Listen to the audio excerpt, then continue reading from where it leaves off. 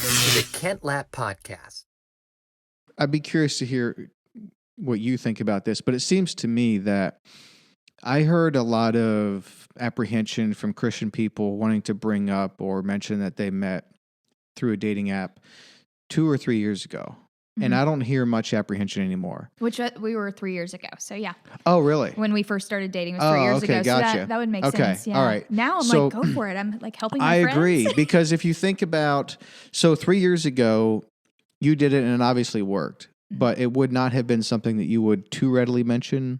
Like you weren't necessarily ashamed of it. It's just... Personally, I was better with it. I had dated somebody long-term through another app before. I don't know why I was getting decently lucky with these apps. I was dating, not using them too. But I think Zach was a little more apprehensive just because it was his first time, being in a serious relationship through it. I see. Yep.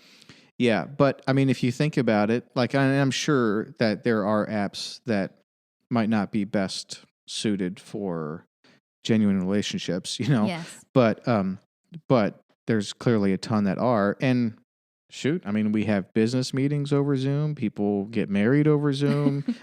You interview people over Zoom.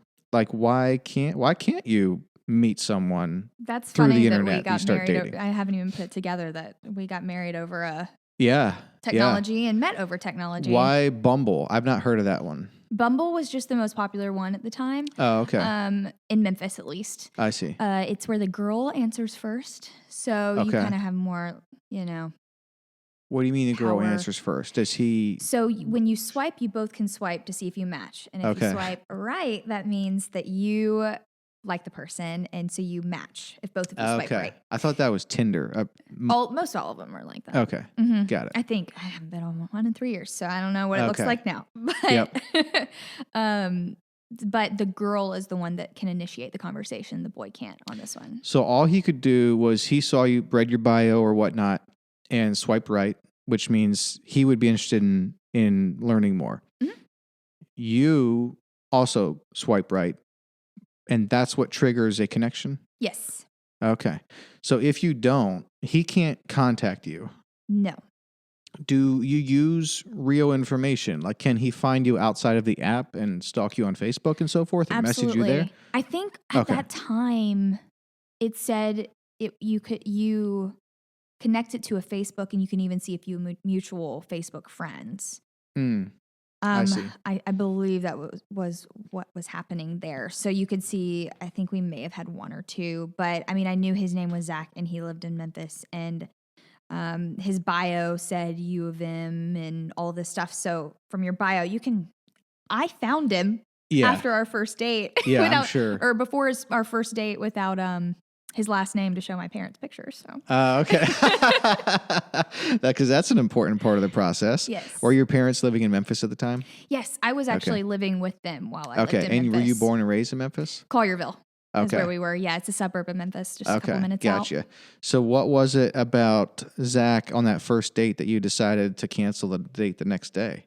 Well, first of all, he prayed over dinner. And that was amazing. Oh, by the way, we both had stuff about being Christians in our bio. So really? If anybody's listening and is like, oh, dating apps, yay, don't just go in full force. And you have to be selective on those things. So we were. But first of all, he called me before the date. Instead of just trying to message me, he asked for my number, and I was on the treadmill. I didn't know. I thought it was a spam call or something, so I answered it. But he called and asked me on the date. So I felt like he was being a gentleman. It was already lined up. It was not lined up yet. Oh, okay. We had been talking. He was actually taking the bar for a little. We had talked for a couple of weeks before this happened. Okay. He was taking the bar here in Nashville because his family was here. Yep. And so we had no chance of meeting at that point. So we were just kind of Snapchatting and texting at that point.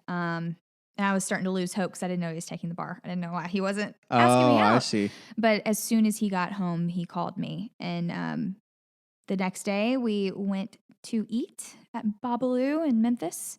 And he prayed over dinner. We both bonded over being Harry Potter nerds. And We just had the conversation lasted for about 3 hours, and the waiter was in on it, and it was our first date. No way. Oh, that's fun. They were joking about it and stuff. Yeah, so, very cool. Yeah, it took the stress out of it a little bit. But those things are nerve-wracking because you don't actually, you've never even seen the person. Oh, yeah. You had the prettiest blue eyes. And how do you know if like the person is doing all the right things virtually, but then in person they're just a jerk, you know? I mean, you just don't know. You taking notes, Lincoln? You taking notes about what Zach did to get her interested after the first date? You got to call. In about 10 years, you're gonna want to be having taken notes. I can give you a list. Yeah.